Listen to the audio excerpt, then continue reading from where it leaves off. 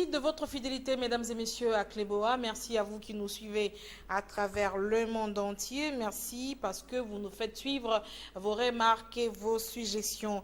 Vous savez qu'en République démocratique du Congo, un Premier ministre a été nommé par ordonnance présidentielle depuis le 17 novembre dernier en la personne de Sami Badibanga Ntita. Le président de la République, dans son discours sur l'état de la nation devant le Congrès, avait indiqué les missions assignées à ce gouvernement, deux missions principales, notamment l'amélioration des conditions sociales des Congolais, mais aussi conduire le peuple à des élections. Est-ce que ce gouvernement dirigé par ce député national élu de Moamba dans la ville de Kinshasa sera à la hauteur de sa mission? Avec quels moyens finalement pour faire cette politique? Et puis en fin de semaine, la nouvelle est tombée, une nouvelle qui a circulé dans les réseaux sociaux. Sami Badibanga serait un sujet belge. Nous évoquons cette question à travers cette émission avec un député national élu de Katanda dans le Kasaï oriental, élu UDPS. Il est membre du groupe parlementaire UDPS et allié. Avec lui, nous allons donc commenter cette actualité. Monsieur le député Atis Kabongo, c'est votre nom. Bonsoir, bonjour ou merci de répondre à notre invitation. Bonsoir, Madame Rachel. C'est moi qui vous remercie pour l'honneur que vous m'accordez ce soir. Alors, première question, le dialogue politique terminé, l'accord signé. On s'attendait à la formation d'un gouvernement.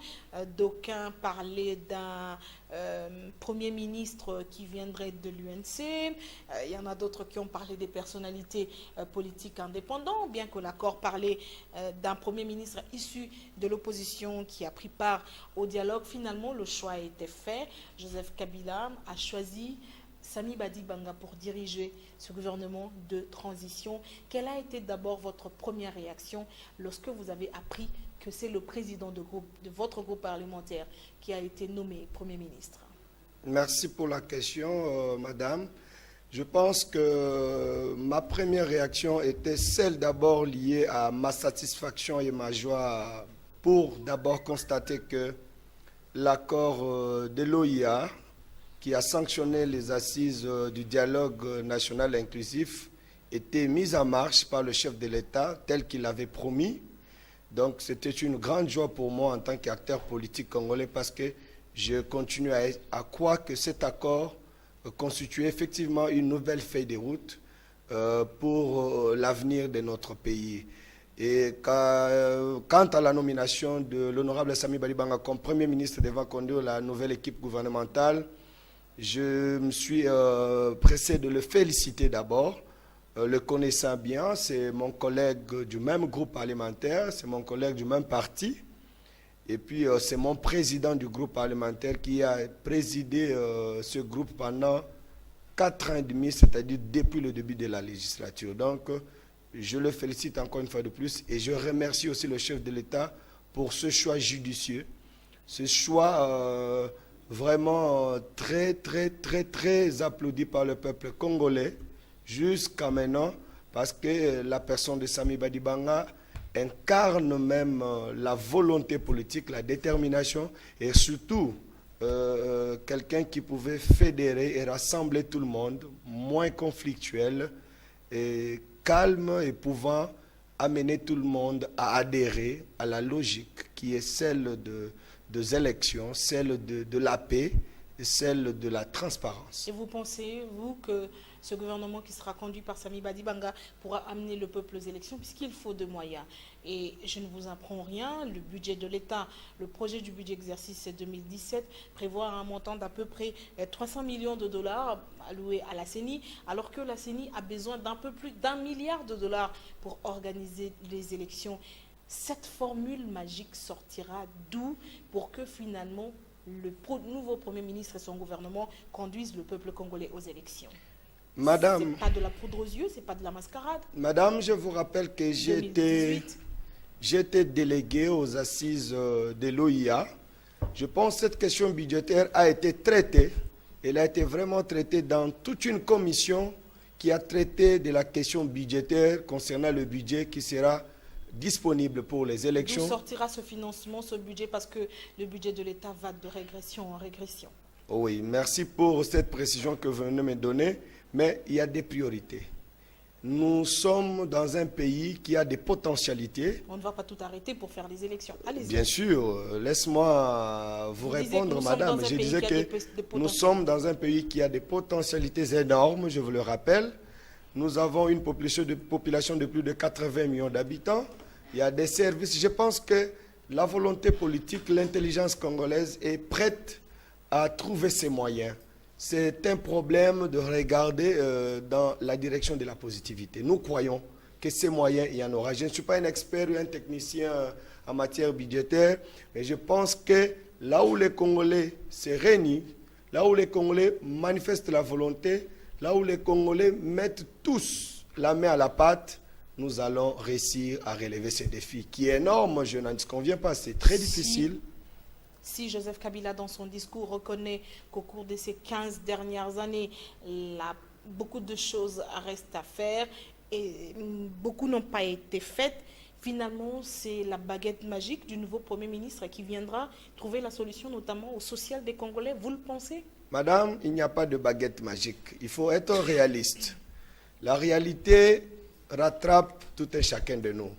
Nous sommes devant un défi à relever. Mais en tant que politique, en tant que dirigeants, nous ne pouvons pas baisser les bras. Nous ne pouvons pas reculer en arrière parce qu'il y a des problèmes. Mais nous sommes là pour résoudre effectivement ces problèmes. Sami Badibanga est là pour appeler toute la classe politique congolaise de conjurer des efforts qui vont non seulement permettre à ce qu'on aille aux élections dans n'importe quelles conditions, mais qu'il y ait effectivement ces moyens. Il y a plein de services, je ne serai pas trop détaillant ici, mais je pense que la nation congolaise a des potentialités. La nation congolaise est prête à aller à ces élections. C'est un problème de volonté politique. Potentialité, oui, mais il faut avoir de moyens. On nous parle de la chute des cours des métaux, etc. Le baril du pétrole a baissé, les matières premières. Mais d'où sortira cet argent? Ce financement viendra d'où? Puisqu'à un moment, le gouvernement a parlé du financement du budget à près de 90%, un budget, les élections plutôt financées en interne pour tenir ces élections. Est-ce que vous le pensez, dans une année et demie, s'il faut organiser les élections, que ce gouvernement sera en mesure de disponibiliser à la Commission électorale nationale indépendante le moyen nécessaire pour tenir des élections? Moi, je continue à croire et je suis optimiste. Madame, je vous rappelle que malgré la morosité de l'économie sur le plan international, malgré tout ce que vous avez évoqué avec baisse de cours de matières premières, le monde vit et vous voyez beaucoup de nations organisent des élections. Ce n'est pas seulement au Congo que ce problème se pose. Madame, nous sommes des humains, il y a des intelligences au Congo. Les Congolais sont capables de trouver des solutions à leurs problèmes. Je vous rassure que si tout Congolais donne de son mieux, Badibanga va réussir sa mission et les élections auront bel et bien lieu ici au Congo. Les moyens seront là, seront cherchés. Je voulais vous dire quelque chose. L'argent ne se cherche pas. L'argent se crée, madame. Il ne faut pas mettre dans la tête des Congolais qu'il faut chercher l'argent. Nous devons créer l'argent. Nous devons identifier les besoins du monde entier, de nos partenaires. Nous devons mettre à la disposition du monde entier ce qui appartient aux Congolais, ce qui peut produire les moyens. Bref, les Congolais sont capables, madame. Je crois que Sami Badibanga, entouré de l'intellectuel congolais, de la volonté politique, je pense qu'il y aura des moyens et je reste confiant qu'il y aura bel et bien les élections dans 2 ans. Entre autres missions de son gouvernement, c'est d'améliorer les conditions sociales des Congolais avec tout ce qu'il hérite comme dépréciation du franc en interne en République démocratique du Congo. Puisqu'il faut améliorer les conditions sociales, on va s'attendre à des manifestations des fonctionnaires de l'État pour réajuster finalement leur salaire, etc. D'où sortira cet argent? Parce que les caisses de l'État n'ont pas d'argent. Oui, ces caisses de l'État qui n'ont pas assez d'argent.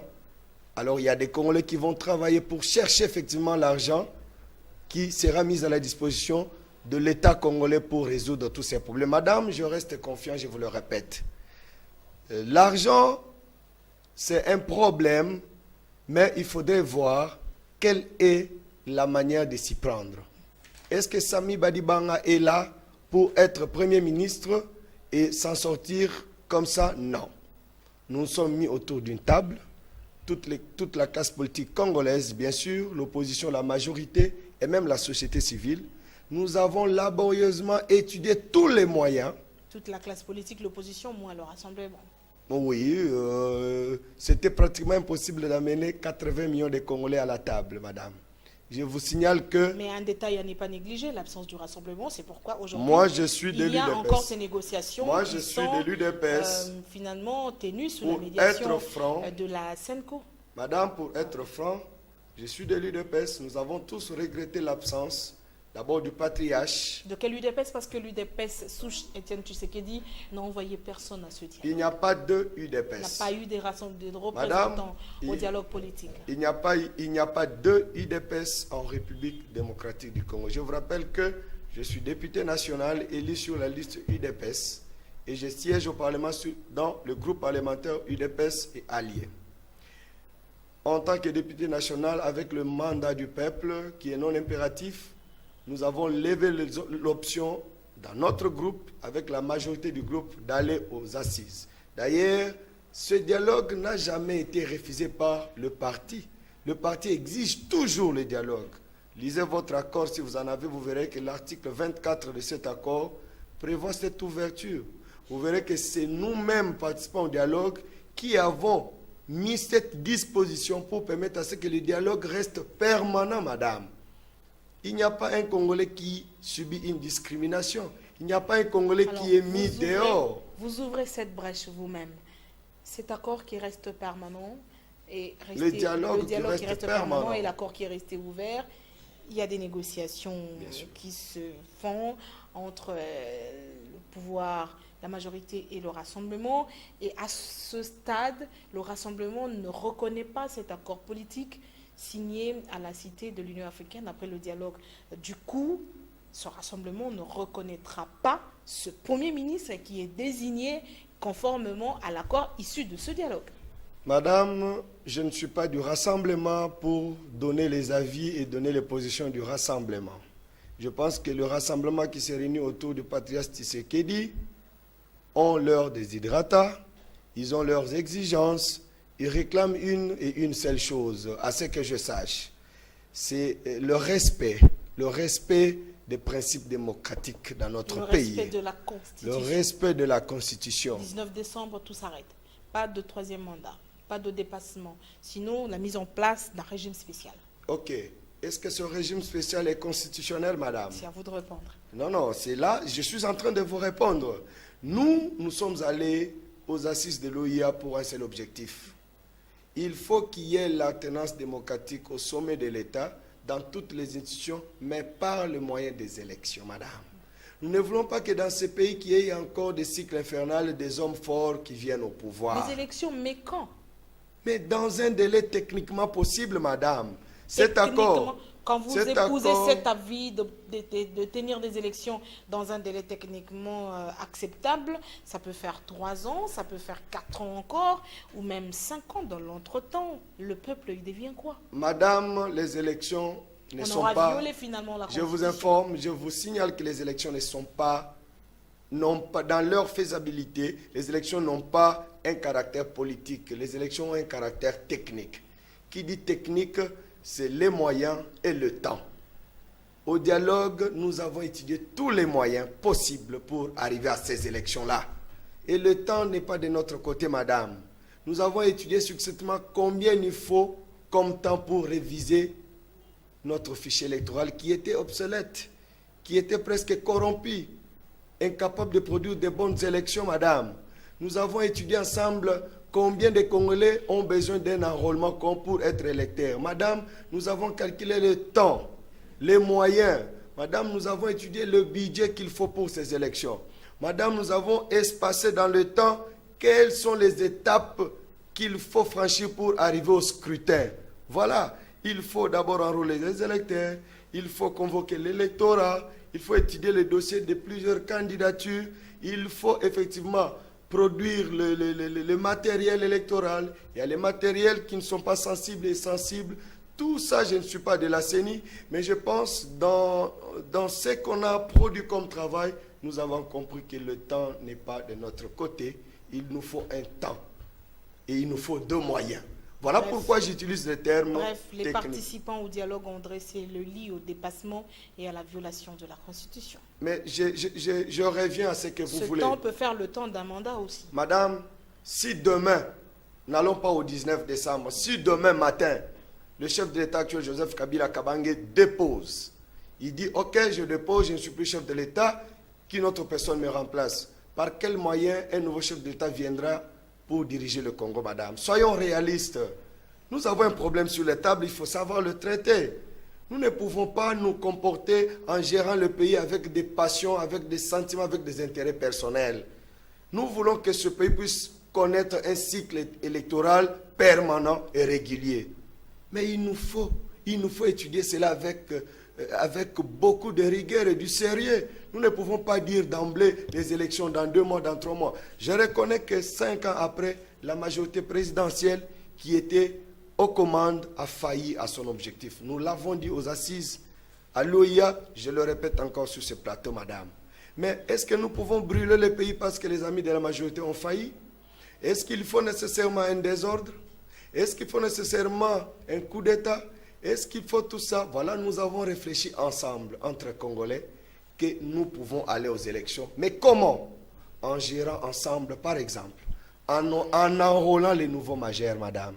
Il y a beaucoup de choses que nous nous sommes dit qui sont opposables à tous, qui sont obligatoires, qui s'imposent techniquement. Vous ne pouvez pas vous contourner de cela. Voilà, je reviens au discours du président de la République sur l'état de la nation le 15 novembre dernier au Congrès.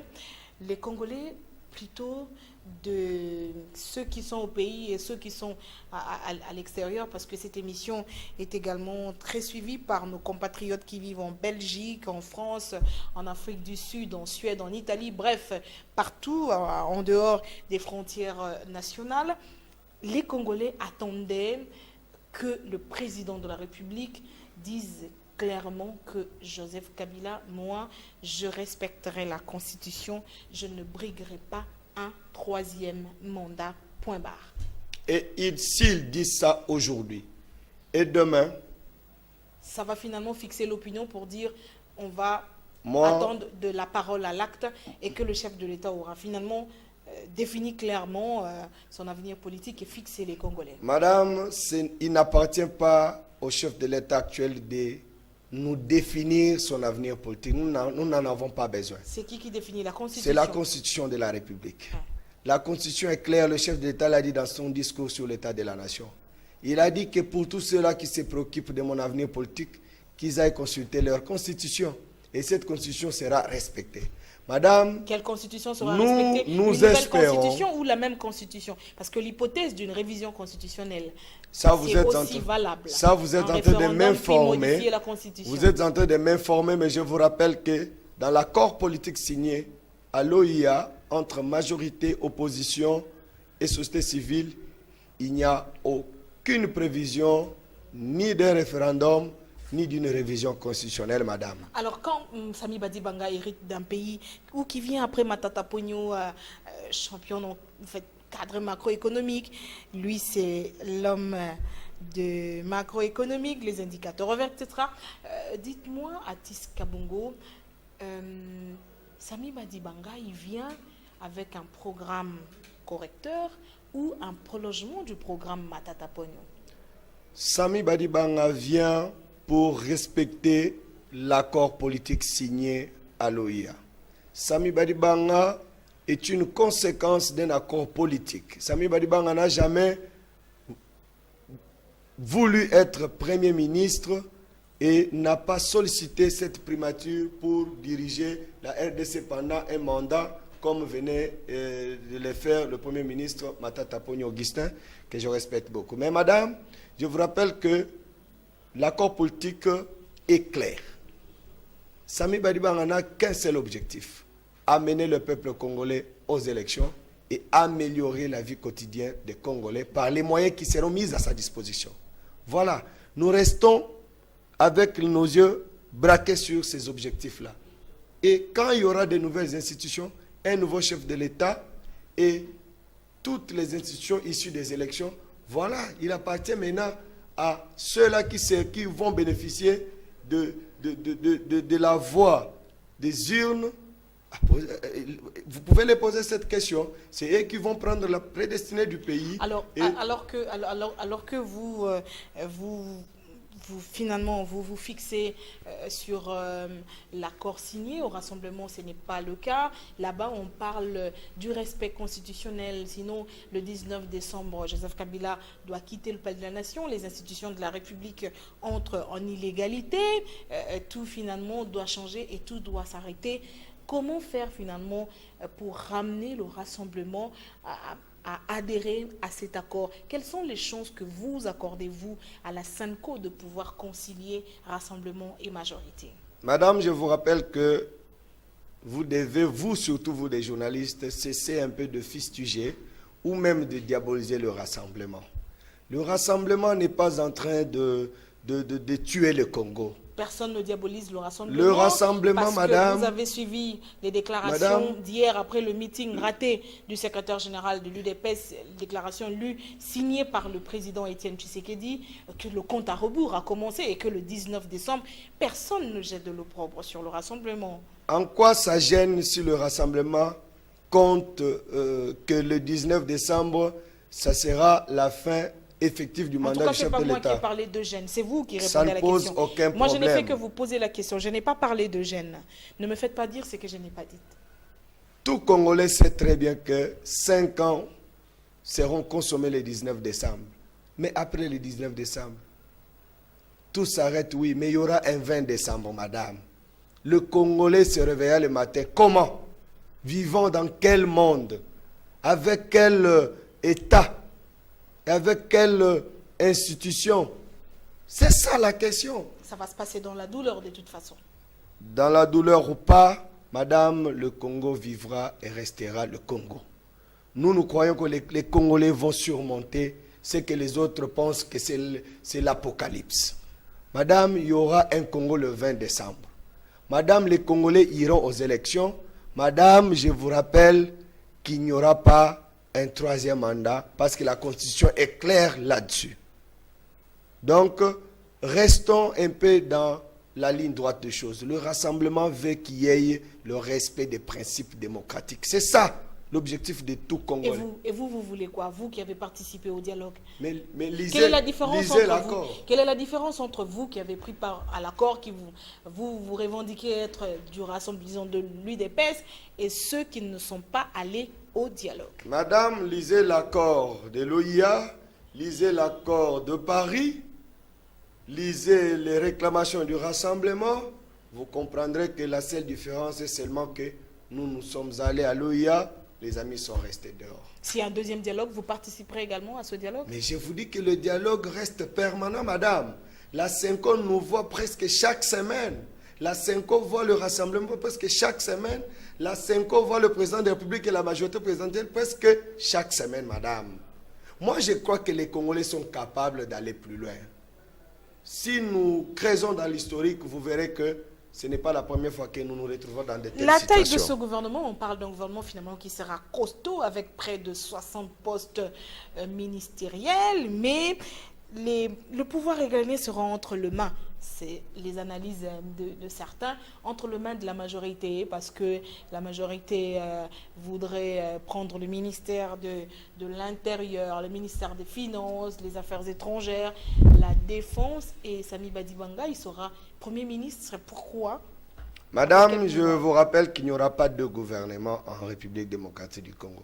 Dans les tout prochains jours, il y aura un seul gouvernement qui s'appellerait le gouvernement Badibanga. Que vous soyez de la composante majorité présidentielle, opposition politique ou même société civile, quand vous êtes membre du gouvernement, le gouvernement c'est une institution qui a tout prévu comme moyen de fonctionnement et de disposition et même des attributions, madame. Vous êtes ministre de Finances, du Budget, mais vous avez votre chef, c'est le Premier ministre, à qui vous allez faire votre rapport. Et c'est lui le patron de l'exécutif. Je ne pense pas qu'au gouvernement, il y aura cet esprit, opposition, majorité. Non. les Congolais ont décidé de se mettre ensemble pour atteindre un objectif commun. En parlant de ce gouvernement, la Constitution ne parle pas d'un Premier ministre issu de l'opposition. Ça veut dire que Sami Badibanga, depuis sa nomination, est devenu, du coup, conséquence de la majorité présidentielle. Parce que le Premier ministre, selon la Constitution, doit être issu de la majorité parlementaire, mais l'opposition est minoritaire. On sait que la majorité parlementaire, on connaît, la première force politique au Parlement majorité, c'est le PPRD. Du coup, Sami Badibanga est devenu de la majorité. Sa nomination a été faite en violation de la Constitution. Je vais vous rafraîchir. Mais sur base de l'accord, donc l'accord remplace la Constitution. Non, madame. Je répète que l'accord politique de l'OIA respecte scrupuleusement la Constitution de la République. Mais il y a eu des problèmes qui ont nécessité que les Congolais se mettent ensemble, quels que soient leurs horizons politiques, et ont décidé ensemble que la gestion du pays... Écoute, madame, la gestion du pays doit être concomitamment partagée.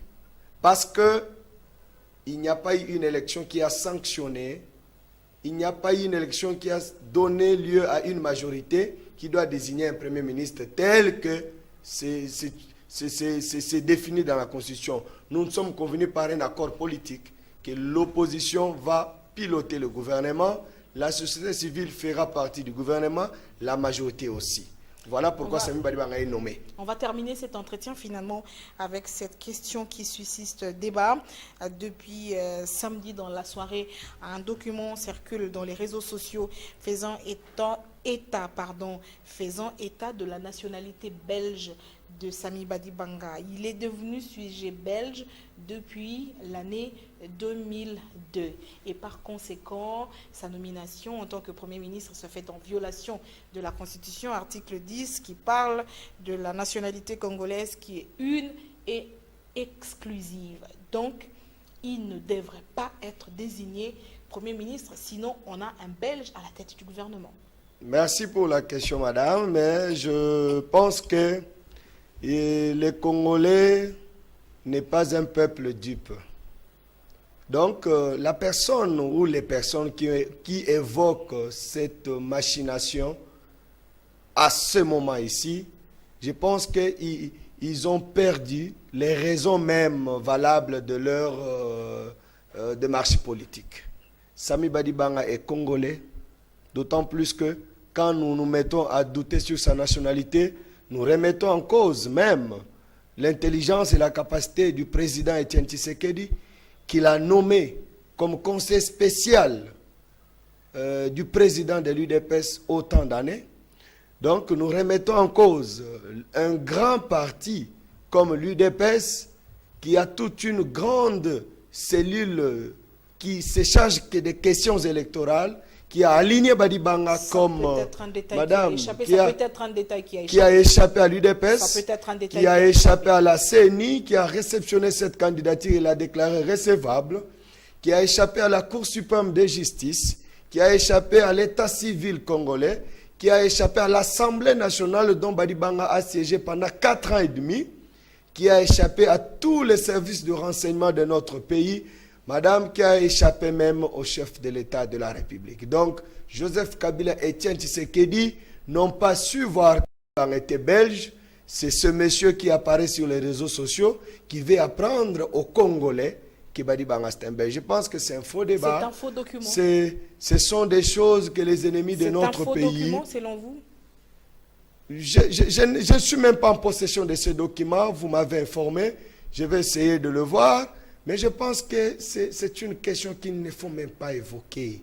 Parce que même cette question de double nationalité, de la nationalité congolaise, je suis parlementaire, il y a tout un moratoire, il y a tout un travail là-dessus au niveau de l'Assemblée nationale qui va aboutir à un résultat et à une résolution de la question. Pourquoi, selon vous, cette question est suscitée aujourd'hui? C'est pour saper l'image d'un homme qui s'est donné corps et âme pour ce pays. C'est pour saper l'image de la volonté politique qui incarne Sami Badibanga et même le chef de l'État, qui veulent tous qu'il y ait des élections dans ce pays. C'est pour distraire le peuple congolais qui aspire à ce que les élections viennent vite et puissent dissiper le problème de la crise politique qui touche l'économie du pays. C'est pour mettre la classe politique congolaise dans une distraction totale au lieu de traiter des problèmes Mais importants. s'il s'avère à Tiskabongo que Sami Badibanga est un Belge, peut-être de lui-même, Je vous rappelle que Sami Badibanga est congolais et quinois, né au Congo. Il est originaire du Kasaï oriental. Il est du territoire de Katanda. Il est du secteur de Moutouaï. Il est du groupement de Bakwakanda dans la collectivité des Kaponji. Nous connaissons ses origines. Je suis son collègue du groupe.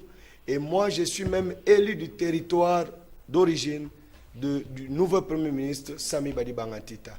Madame, ne vous dérangez pas, Badibanga est congolais, il le restera. Et vous en faites une affaire Je ne défends pas Sami Badibanga, mais je dis la vérité et je fustige le comportement des Congolais qui se donnent le luxe de dire n'importe quoi sur une personnalité qui a les yeux braqués sur les élections et l'avenir politique de notre pays. Dernière question, la nomination de Sami Badibanga ne risque-t-elle pas plutôt de créer des conflits au sein du rassemblement? Ne pensez-vous pas?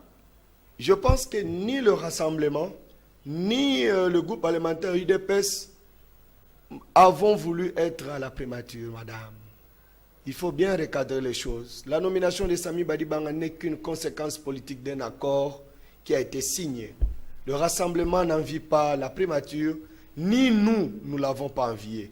Mais nous sommes là, Sami Badibanga est là pour résoudre un grand problème, la démocratie au Congo. Merci beaucoup à Tiskabongo, mais en tant que député national, une question m'a échappé. Quand on parle de la nationalité, vous devez plutôt militer pour le respect des lois du pays, la constitution du préambule jusqu'à la dernière, jusqu'au dernier paragraphe plutôt de la constitution de la République, plutôt que à pouvoir défendre un homme, oui, intègre, on le sait, vous avez peut-être raison, mais sur ce plan, la nationalité congolaise est une et exclusive. Sinon, ça sera 2 poids, 2 mesures. C'est ce que je vous ai dit, madame, qu'il y a un travail au niveau de l'Assemblée nationale sur la question. Si j'entre plus dans les détails, nous aurons encore à consommer beaucoup de minutes, mais c'est notre cheval de bataille. Nous respectons les textes et nous luttons pour que tous les textes soient respectés. Merci beaucoup d'être passé sur les antennes de Cléboa. Je vous dis un grand merci et merci à tous ceux qui nous suivent à travers le monde entier, la Grande-Bretagne, les États-Unis, la Suède. Merci beaucoup à Madame Henriette Kajinga pour vos remarques et suggestions. Je vous retrouve la semaine prochaine avec un nouvel invité.